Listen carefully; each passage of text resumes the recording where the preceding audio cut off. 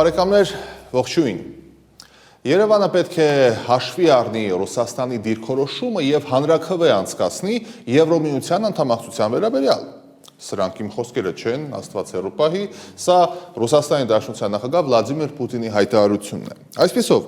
Ռուսաստանի նախագահը մեծ հաշվով քննադատում է Հայաստանին եւ զգուշացնում Երևանին առանց Կրեմլի հավանության եվրոպական ինտեգրման անթույլատրելիության մասին, նա նաև սպառնում է մեծ հաշվով, որ այդ ամենը կարող է հանգեցնել 2014 թվականի Ուկրաինայի իրադարձություններին, ըստ Պուտինի այնտեղ ամեն ինչ հենց այս խոսույթներից էլ սկսվել է։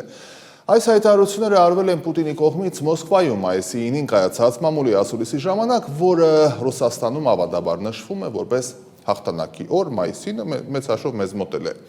տոնակատարություններով հարուստ այսօրը, բայց Ռուսաստանի նախագահը նշում է, որ Հայաստանը պետք է հաշվի առնի Մոսկվայի դիրքորոշումը եվրոինտեգրման հարցում, ընդգծելով հանրաքվե անցկացնելու նպատակահարմարության մասին։ Նա հայտարարում է, որ նման որոշումը ճիշտ կլինի ինչպես Հայաստանի քաղաքացիների, այնպես էլ նրա գլխավոր տնտեսական գործընկերոջ Ռուսաստանի համար։ На мой взгляд, было бы правильным. Իմ կարծիքով ճիշտ կլինի թե Հայաստանի ժողովրդի եւ քաղաքացիների, թե մեզ համար, որպես նրանց հիմնական տնտեսական գործընկերոջ, հնարավորինս շուտ որոշում կայացնել, օրինակ հանրաքվե անցկացնելով։ Դա մեր գործը չէ, բայց սկզբունքորեն լիովին տրամաբանական է հանրաքվե անցկացնել եւ հարցնել Հայաստանի քաղաքացիներին, թե ինչպիսին կլինի նրանց ընտրությունը։ Համապատասխանաբար մենք կանենք համապատասխան եզրակացություններ եւ կհետևենք մեղմ, խելացի, փոխշահավետ բաժանմանը։ Այսպես է արտահայտում Վլադիմիր Պուտինը, միաժամանակ զգուշացնում է հնարավոր հետևանքների մասին, եթե իրադարձությունները զարգանան, ասենք, այլ կերպ։ Նորից մեջ բերեմ Վլադիմիր Պուտինին։ Вот мы сейчас переживаем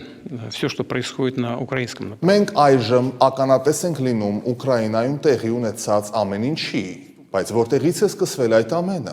Ուկրաինայի Եվրոմիության անդամակցությամբ եւ անդամակցության փորձով։ Հենց այստեղ եմ ասում, սա մեծ հաշվով հնչում է որպես զգուշացում։ Ռուսաստանի նախագահ Վլադիմիր Պուտինի հայտարարությունը, թե Երևանը պետք է հաշվի առնի Ռուսաստանի դիրքորոշումը եւ հանրաքվե անցկացնի Եվրոմիության անդամակցության վերաբերյալ, առաջին հայացքից այս հայտարարությունը կարող է ներկայացվել որպես դիվանագիտական կարծիք կամ քաղաքական ուղերձ, սակայն իրականում սա շատ ավելի խորքային եւ մեծ հաշվով վտանգավոր ենթատեքստ ունեցող հայտարարություն է, երբ նման ձևակերպումները հնչում են մի երկրի ղեկավարից, որը վերջին տասնամյակներում մեծ հաշվով պատերազմներ է վարել ու վարում հարևան երկրների հետ, Վրաստան, Ուկրաինա, խոսքը այլևս պարզապես ինչ-որ մտահոգության մասին չէ, սա ակնարկ է ուժի, ճնշման, վախի քաղաքականության մասին։ Հայաստանի նկատմամբ ուկրաինական սցենար հիշեցնելը, ընկերներ, դա ոչ միայն ճիշտ չի, այլ դա շատ անարդար է։ Դա քաղաքական ազդակ է, որը կառուցված է մեկ պարզ տրամաբանության վրա։ Եթե փոքր պետությունը փորձում է ինքնուրույն որոշել իր արտաքին քաղաքական ուղղությունը, ապա կարող է բախվել լուրջ պատժիչ հետևանքների։ Սա ոչ թե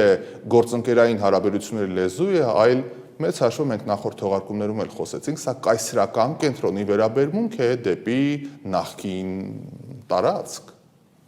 Եվ ամենաաղմկահարույցը այն է, որ Ռուսաստանը շարունակաբար խոսում է պետությունների ինքնիշխանության, պատմական անվտանգության, երաշխիքների, աշխարհաքաղաքական հավասարակշռության մասին, մինչդեռ հենց ինքն է բազմիցս ոտնահարում հենց այս սկզբունքները, որի մասին հայտարարում է։ Ուկրաինայի դեպքում Մոսկվան տարիներ ու տասնամյակներ շարունակ հայտարարել էր, թե պաշտպանում է Ուկրաինայի տարածքային ամբողջականությունը, ռուսական բնակչությանը,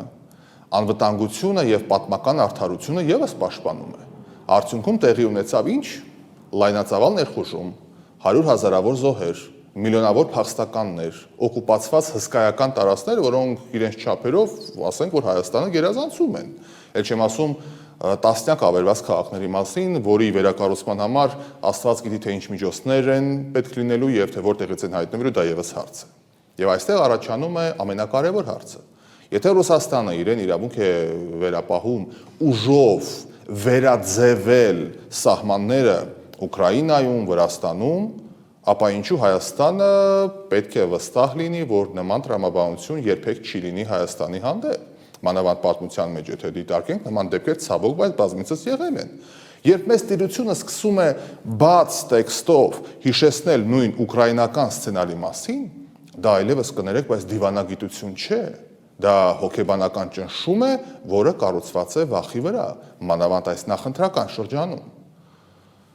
Առավել մտահոգիչ է այն, որ Հայաստանի ներսում միշտ գտնվել են տարբեր դարերում, միշտ գտնվել են ուժեր, մինչև այսօր, որոնք ցանկացած ռուսական ճնշում ներկայացնում են որպես փրկության անխուսափելի անհրաժեշտություն։ Նույն տրամաբանությունն էր գործի դրված նաև պատմական ամենածանր էջերից մեկում, ասենք Կարսի պայմանագրի ժամանակ, երբ հայկական շահը զոհաբերվեց մեծ պետությունների պայմանավորվածության ներքո։ Այդ ժամանակ էլ կային այո մարդիկ այստեղ, որոնք արտաքին կախվածությունը ներկայացնում են որպես իրատեսություն, իսկ ազգային դիմադրությունը որպես վտանգավոր արկածախնդրություն։ Ինչ եղավ արդյունքում, կարծում եմ գիտեք։ Եվ այսօր կարծես պատմությունը կրկնվում է։ Երբ հայ հասարակությանը փորձում են համոզել, թե Հայաստանը չի կարող ինքնուրույն որոշել իր ապագան, թե պետք է մշտապես հաշվի նստի միայն մեկ կենտրոնի կամքով, իրականում փորձ է արվում ձևավորել վախեցած եւ կախյալ պետականության հոգեվիճակ։ Բայց անկախությունը հենց այն պահից է սկսվում, երբ ժողովուրդը սեփական ճակատագիրը որոշելու իրավունքը չի զիջում ոչ մի պետության, առավել եւս նախկին մետրոպոլիայի։ Մանավանդ մեր պարագայում ընկերներ, այստեղ ուզում եմ անպայման բացատրել, քանիսս տարբեր հարթակներից հնչել է, որ մենք ոչ թե ինչ-որ մեկի դեմ ենք, այլ մենք չենք ցանկանում կախյալ լինել մեկ ուղուց, մեկ ճանապարհից, այդ ծայրագավառ, որ ասում են, շատերը չեն էլ հասկանում այդ բառի բունեությունը, ուզում եմ բացատրել։ Այսինքն Հայաստանը ամառը, ձմռանը, սողանքների, ջրեղեղների կամ ամռան տապի, չգիտեմ ինչի պարագայում չփակի իր սնուցվող ուղիները, ունենա այլընտրանք, իր արտադրանքը, ներմուծումը, արտահանում այդ ամենը ապահովելու համար։ Եվ դրա համար պատժվել, դա ուղղակի աբսուրդային է։ Ռուսաստանը պետք է վերջապես հասկանա մի պարզ ճշմարտություն, գործընկերները չեն պահվում սպառնալիքների ներքո։ Եթե նախին դաշնակիցներն ու անգամ պատմականորեն մոտ երկրները մեկը մյուսի հետևից հեռանում են Մոսկվայից եւ փորձում գտնել այլ աշխարհքաղաքական հենարաններ, ապա գուցե խնդիրը ոչ թե բոլորին դավաճանության մեջ մեղադրելն է, այլ հենց խնդիրը Ռուսաստանի վարած քաղաքականության մեջ է, որովհետեւ կարծում եմ ցանկացած երկիր, բանավանդ եթե դարավոր այնպես բարեկամական վիճակ է ստեղծված, առողջ տրամաբանությունը չի կորցնի եւ ընկնի արկածախնդրության ետևից։ Ուրեմն մի բան կա, որ մարդիկ, հասարակությունները, քաղաքական ուժերը փորձում են, ոնց որ հիմա ընդունված է ասել, դիվերսիֆիկացնել, այլընտրանք գտնել եւ այլ ուղիներ փնտրել։ Ոչ ոք չի կախվում վստահելի ու հարգալից գործընկերոջից։ Փախչում են վերահսկողությունից, ճնշումից եւ մշտական սպառնալիքներից։ Հայաստանի համար սա իրոք գոյաբանական հարց է։